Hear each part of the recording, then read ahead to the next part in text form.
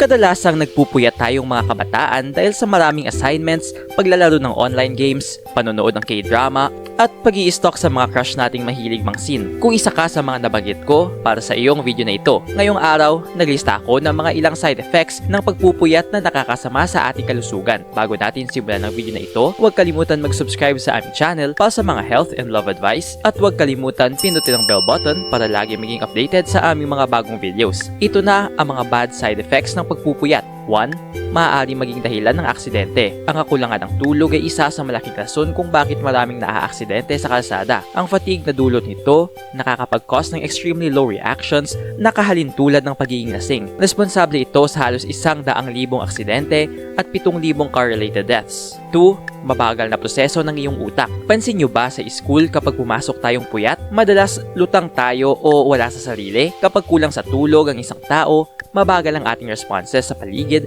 at hindi tayo alerto sa mga bagay-bagay. 3. Katakot-takot na mga sakit. Kaakibat ng insomnia ang mga deadly na sakit gaya ng diabetes, irregular heart palpitations, high blood pressure, at iba pang heart disease at stroke. 4. Maagang pagtanda. Ang kakulangan sa pagtulog ay makikita rin sa balat at mata. Ang mga mata natin ay lumalalim at pumapangit ang ating balat kapag lagi tayong puyat. Nagdudulot rin ito ng katakot-takot na eye bags na mahirap tanggalin at kadalasan tumatambay na sa mukha mo ng habang buhay. Nagbumukha tuloy tayong matanda dahil sa mga factors na ito. Dahil sa kakulangan sa tulog, nagre-release ang katawan natin ng cortisol, isang uri ng hormone na sumisira sa collagen ng balat. Dahilan ng pagpangit ito, naging sanhi rin ang pagpupuyat ng imbalanced growth hormone.